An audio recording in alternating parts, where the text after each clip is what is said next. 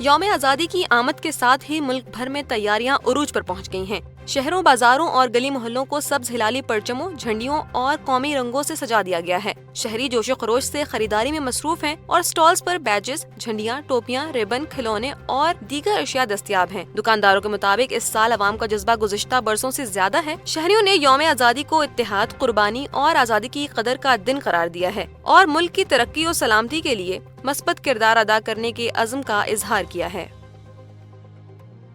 وزیر اعلیٰ پنجاب مریم نواز شریف نے اپنا گھر دینے کا وعدہ صرف 6 ماہ میں پورا کر دیا ہے۔ اپنی چھت اپنا گھر منصوبہ معیار، رفتار اور شفافیت کے لحاظ سے ایک منفرد ماڈل بن چکا ہے۔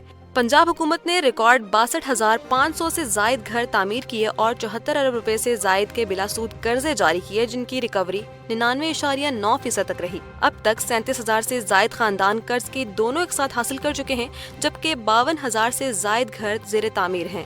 مریم نواز نے ہر سال 1 لاکھ گھر دینے کا وعدہ کیا ہے، جسے دسمبر تک مکمل کرنے کے عزم کا اعادہ کیا ہے۔ لاہور ایکسپو سینٹر میں اسکیم کے نئے مرحلے کا افتتاح آج وزیر اعلیٰ کریں گی، جس کے تحت حکومت نہ صرف زمین دے گی بلکہ گھروں کی تعمیر بھی خود کرے گی۔ اینٹی نارکوٹکس فورس نے ملک کے مختلف شہروں میں کارروائیاں کرتے ہوئے 64 لاکھ روپے مالیت کی 40 کلو گرام منشیات برآمد کر لیں اور 2 خواتین سمیت 8 ملزمان کو گرفتار کر لیا۔ تمام افراد کے خلاف انسداد منشیات ایکٹ کے تحت مقدمات درج کر کے تحقیقات جاری ہیں۔ ANF کے مطابق یہ کارروائیاں زیرو ٹالرنس پالیسی کا حصہ ہیں اور قانون نافذ کرنے والے ادارے منشیات کی روک تھام کے لیے مکمل متحرک ہیں۔ صدر مملکت آصف علی زرداری سے عمان کے سفیر فہد سلمان خلف الخاروسی نے ایوان صدر میں ملاقات کی، جس میں تجارت، سرمایہ کاری اور توانائی کے شعبوں میں تعاون پر تفصیلی گفتگو ہوئی۔ صدر نے دونوں ممالک کے تاریخی اور برادرانہ تعلقات کو مزید مضبوط بنانے کے عزم کا اعادہ کیا اور اقتصادی و تجارتی روابط بڑھانے پر زور دیا۔ صدر نے کہا کہ IT، تعمیرات، صحت، فوڈ سیکیورٹی اور توانائی میں سرمایہ کاری کے وسیع امکانات موجود ہیں، جبکہ حکومتی و نجی شعبوں کے قریبی روابط سے تعاون مزید بڑھے گا۔ صدر زرداری نے پاکستان کے سلامتی کونسل کی غیر مستقل رکنیت کے لیے عمان کی حمایت پر شکریہ بھی ادا کیا۔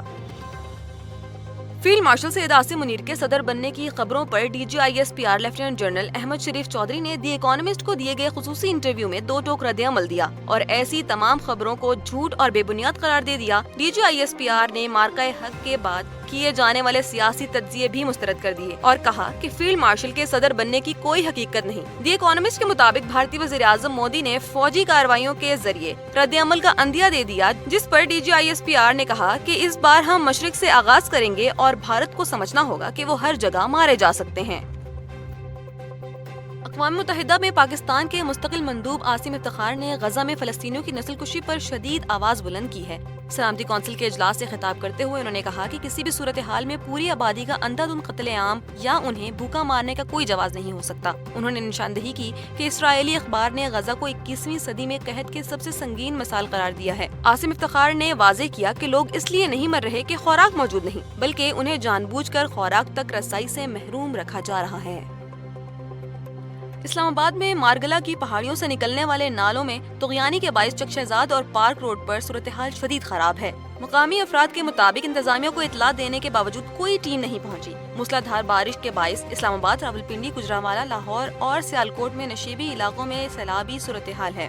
محکمہ موسمیات نے خیبر پختونخوا، گلگت بلتستان، کشمیر، ملی اور گلیات میں لینڈ سلائیڈنگ کی وارننگ جاری کر دی۔ دیر، سوات، شانگلہ، مانسیرا، ایبٹ آباد اور کوہستان میں برساتی نالوں میں پانی کا بہاؤ بڑھنے کا امکان ہے۔ دریائے سندھ میں گڈو بیراج اور سکھر بیراج پر نچلے درجے کا سیلاب ہے، جبکہ باقی دریا معمول کے مطابق بہہ رہے ہیں۔